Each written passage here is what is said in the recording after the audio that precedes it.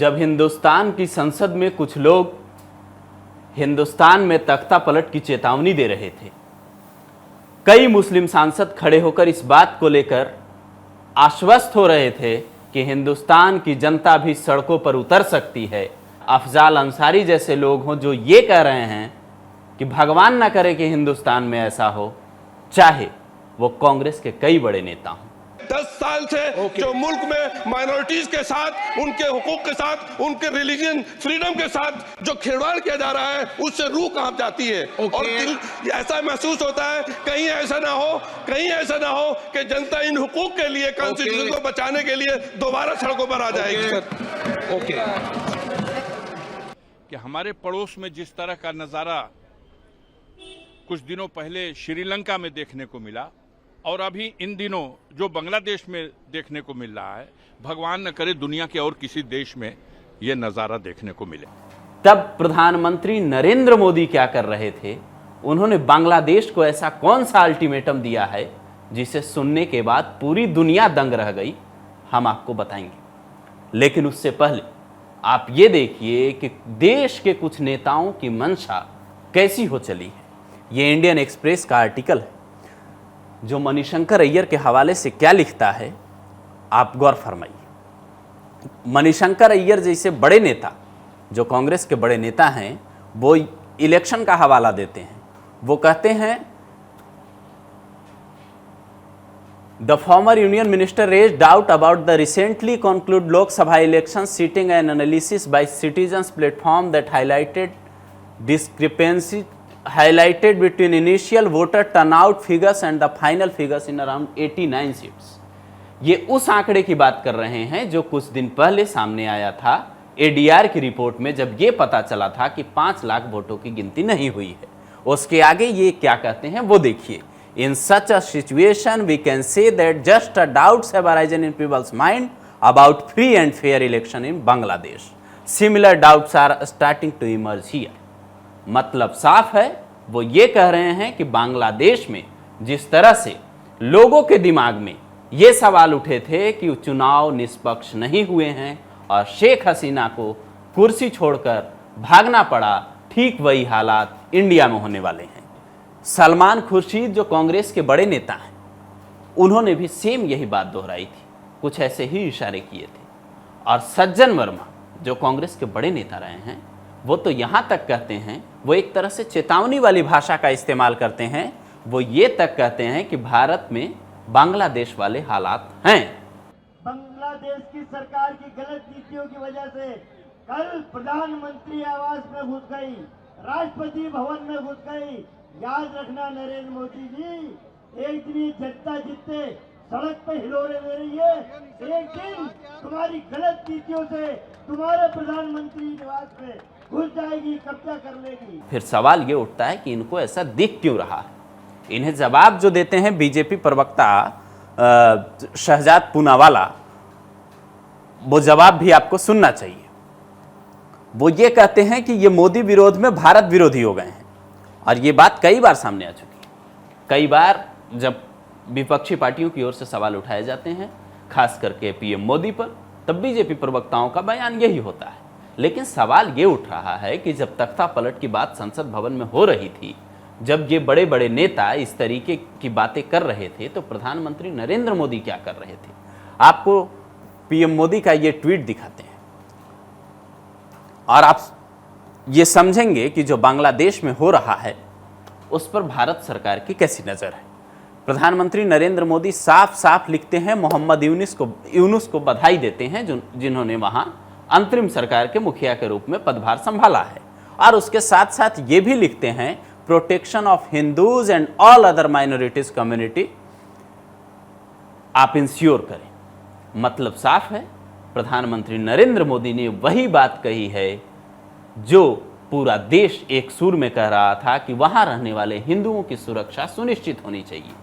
यहां तक कि सीएम योगी ने भी ये बात कुछ दिन पहले कही थी कि हिंदुओं को सुरक्षित रहना, जो भी वहां हिंदुओं के घरों को निशाना बनाया जा रहा है, मंदिरों को निशाना बनाया जा रहा है, उस पर सरकार को कुछ सोचना होगा। और ये पहला कदम है जिसमें प्रधानमंत्री नरेंद्र मोदी ने वहां के अंतरिम सरकार के मुखिया को साफ साफ कहा है कि हिंदुओं और अल्पसंख्यकों की सुरक्षा सुनिश्चित कीजिए। उसके अलावा डोभाल और जयशंकर की जोड़ी क्या प्लान बना रही है? अगर वहां हालात नहीं सुधरे तो भारत किस तरह से दखल दे सकता है? क्योंकि पड़ोसी मुल्क में जब इस तरह के हालात हों तो फिर सोचना तो पड़ता ही है। और उसके बाद जब अपने यहाँ के नेता ही इस तरीके के बयान दे रहे हों, आप इन नेताओं के बयान खुद सुन लीजिए, चाहे वो अफजाल अंसारी हो, चाहे वो हबीबुल्ला हो जो सपा के सांसद हैं, चाहे कोई और नेता हो। हर नेता जो भी विपक्षी दल के बड़े नेता हैं, उनका इशारा यही है कि बांग्लादेश की तरह भारत में तख्तापलट हो सकता है। लेकिन सवाल ये है कि दुनिया के सबसे बड़े लोकतंत्र में इस तरीके की बात करने वाले ये लोकतांत्रिक तरीके से चुने हुए नेता आखिर होते कौन हैं? जब हिंदुस्तान का इतिहास ही ऐसा नहीं रहा और यहाँ के निष्पक्ष चुनाव की मिसाल पूरी दुनिया देती है, तो हमारे ही देश के नेता ऐसी बातें क्यों कर रहे हैं? क्या वाकई सिर्फ वो मोदी विरोध में इस तरीके की बातें करने लगे हैं, या कोई ऐसी प्लानिंग चल रही है कि देश के हालात कुछ खराब होने की आशंका है और उस ओर इशारा कर रहे हैं? अगर ऐसा है तो फिर देश की सुरक्षा एजेंसियों को ध्यान देना होगा। आखिर किस दावे के आधार पर कोई ये कह सकता है कि भारत में बांग्लादेश जैसे हालात हैं? कुछ दिनों पहले आपने ये भी देखा होगा कि एक रिपोर्ट आई थी, इंटरनेशनल लेवल पर बराबर रिपोर्ट आती रहती है, और एक रिपोर्ट आई थी जिसमें हंगर इंडेक्स के आंकड़े दिए हुए थे।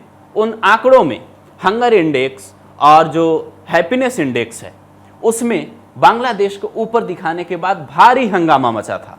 हमारे यहाँ के भी कई बुद्धिजीवी ये कहने लगे थे कि बांग्लादेश तो भारत से ऊपर चला गया। लेकिन आज हालात आप बांग्लादेश की देखिए, उन आंकड़ों पर भारत सरकार ने सवाल भी उठाए थे। तो सवाल है, कभी कभी आंकड़ों से हटकर और कभी कभी बयानों से हटकर राष्ट्र के बारे में सोचना चाहिए।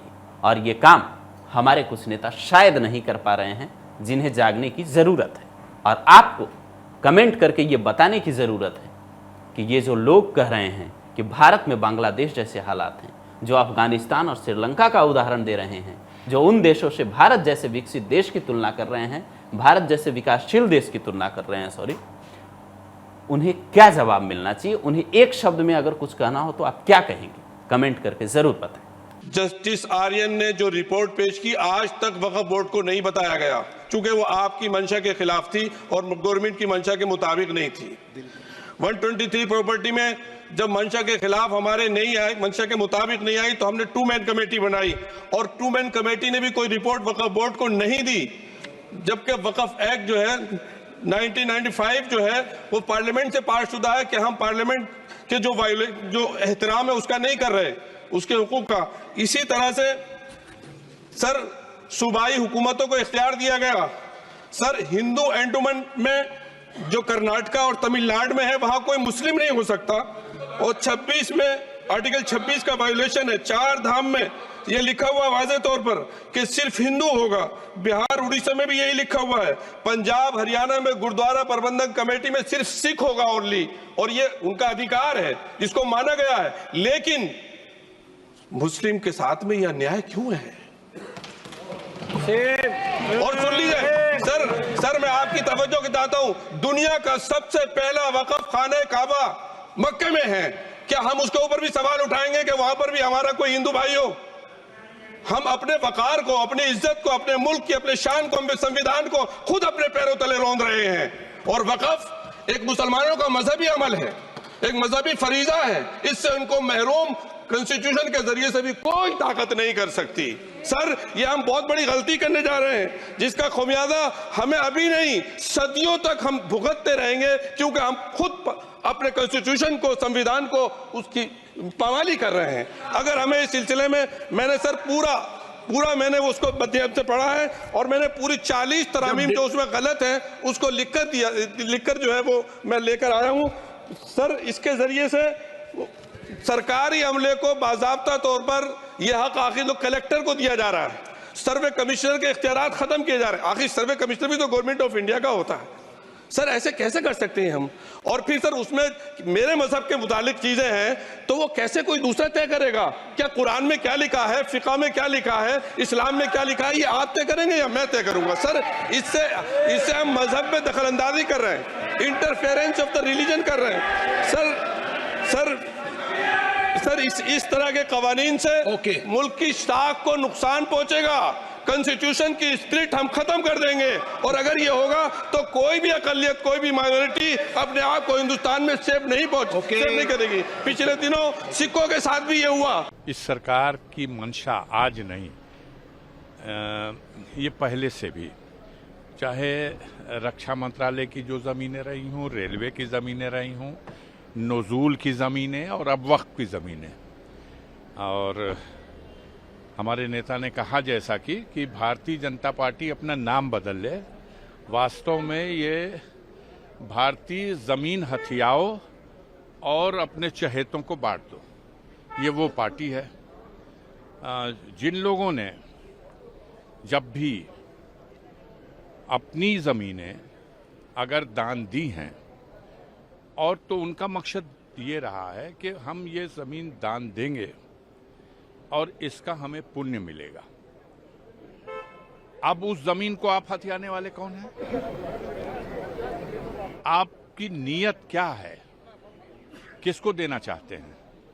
हमारे देश में ये चलो ठीक है, मुस्लिम वक्फ की ज़मीनों के लिए आज विषय है। कल इनकी नीयत खराब हो सकती है। जो बड़े बड़े मठ हैं, 400 बीघा, 1000 बीघा ज़मीनें हैं। खुद बाबा गोरखनाथ के मठ की अगर ज़मीनों को देखोगे तो किसी दिन नीयत उस पर भी खराब कर लेंगे।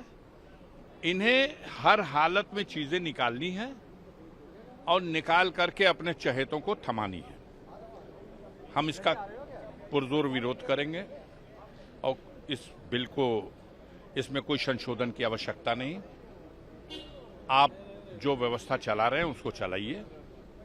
देश की जनता को गुमराह करने के लिए, महंगाई पर, बेरोजगारी पर ये जो फेलियर हैं उसका ध्यान हटाने के लिए आप ये सब कुछ करना चाहते हैं। आप क्या ये माने अफजाल साहब कि इस संशोधन, इस बिल के संशोधन के जरिए एक मुस्लिम पे टारगेट भी है, और आप चाहते हैं कि जो मठ है उनके ऊपर भी ऐसा संशोधन? आगे चल के मैंने कहा, इब्तदाई इश्क है रोता है क्या, आगे आगे देखिए होता है क्या।